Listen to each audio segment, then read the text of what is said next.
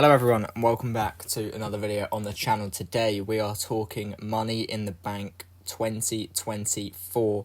We're going to go through all 5 matches on the card and predict who will be walking out as Mr. and Mrs. Money in the Bank, who will hold gold as we go into SummerSlam. Should be a pretty good card, 5 matches as per normal now. Lots of stuff could happen on there, lots of returns maybe, some interferences. Should be an entertaining one. Takes place in Toronto, Canada. Good crowd. Let's get into it.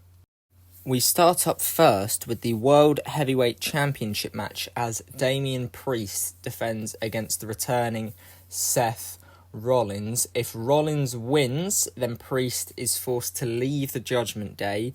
If Priest wins, Rollins can never challenge Priest for the world title again. This is a really difficult one.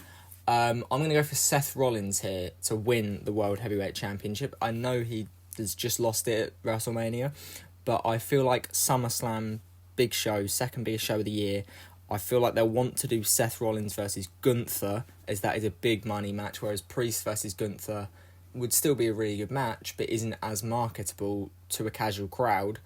And I think as well, Finn Balor, maybe Liv Morgan will get involved in this match and cost Priest, which will lead to SummerSlam, as I said, Rollins versus Gunther for the World Heavyweight Championship, and Priest versus Balor, as I do think Priest will leave Judgment Day. I think Priest has had a difficult sort of reign, as everyone thought he was just going to lose it to Drew, and I actually think it was the right decision, him retaining, and I think he's had a really good reign, and it has elevated him because he is great, and I think now it is time to move on to solo Priest and Priest versus Balor. So, Rollins to get the win.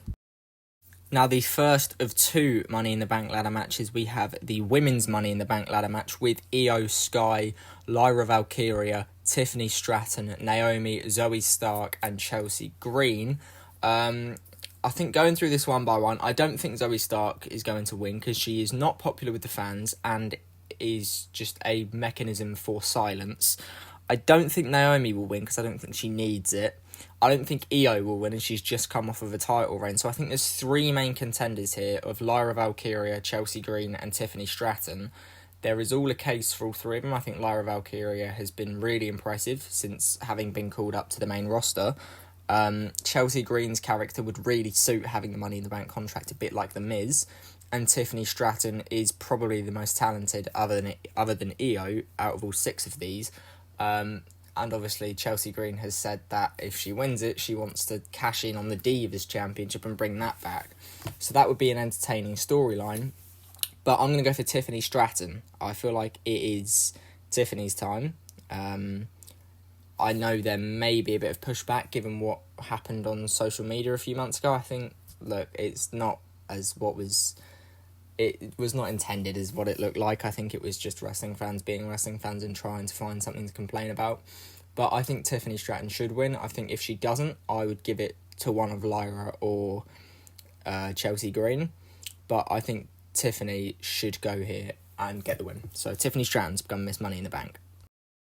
The Intercontinental Championship is on the line as the returning hometown favourite Sami Zayn defends against Bron Breakker. Now, for me, this is the easiest match to predict on the card. I think Bron Breakker is going to absolutely run through Sami Zayn here. And this is actually how I would book it. I would have this be a squash match, but not 2-3 minutes. I'd have this be a 15-20 minute prolonged beating of Sami Zayn. Get Bron as much heat as possible. Have him just ruin Zayn in his own country. And then end the match, not by Zayn being pinned or being submitted, or, passing out, because build up Sami as the top babyface, the underdog babyface, because that is the perfect role for him. I'd actually have Kevin Owens come down in Canada as well, being Sami's best friend, like he did before the match with Gunther, where he riled him up.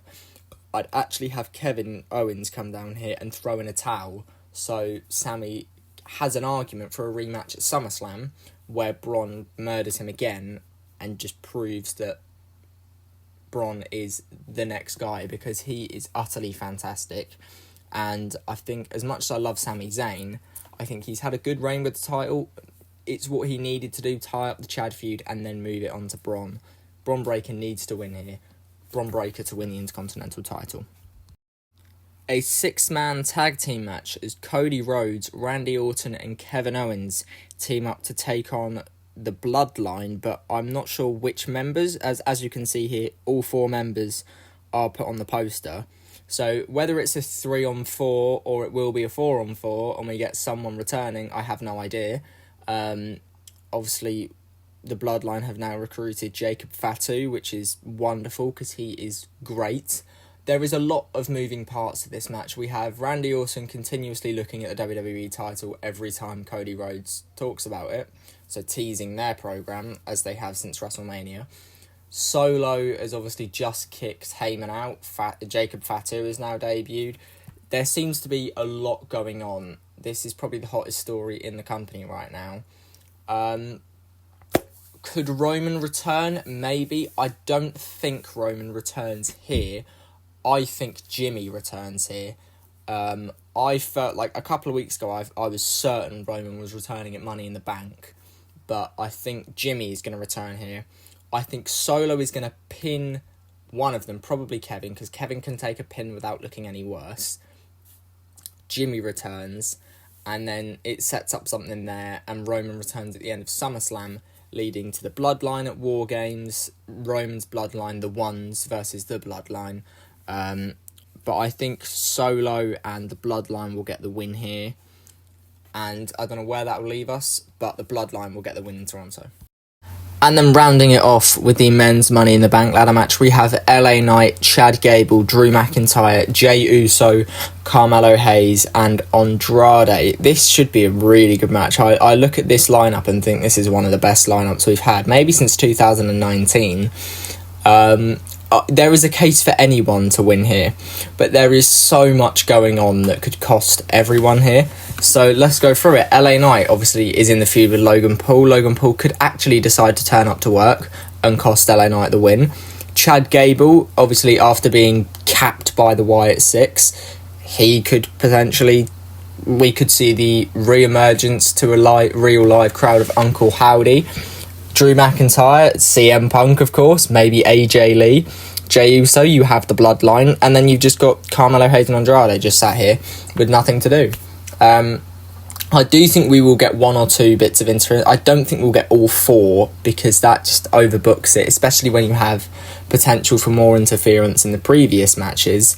I personally feel like Logan will cost Logan will cost LA Knight. Maybe I feel like the lights will go out for Chad, but you won't see Uncle Howdy or Nikki Cross or any of them. And I feel like either CM Punk or hopefully AJ Lee costs Drew, and that just causes Drew to snap. My prediction is Andrade is going to win because I don't think it's going to be one of the 4. The favourite right now is Jey Uso.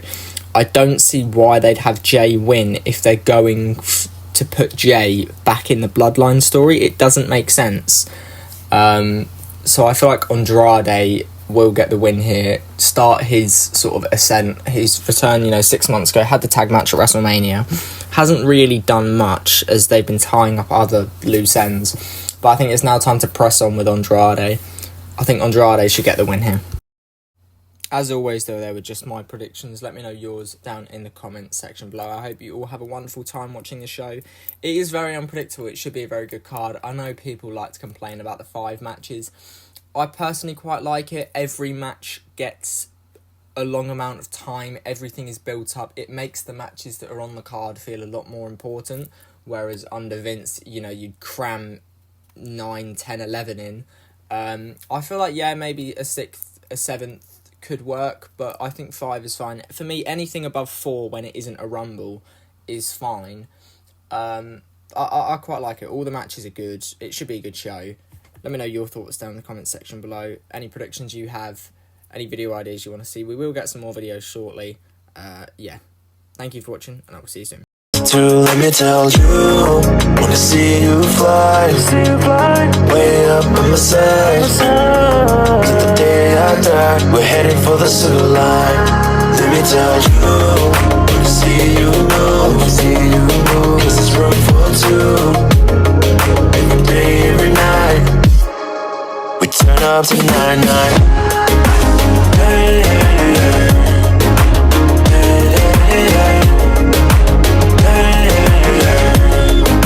Turn up to 99.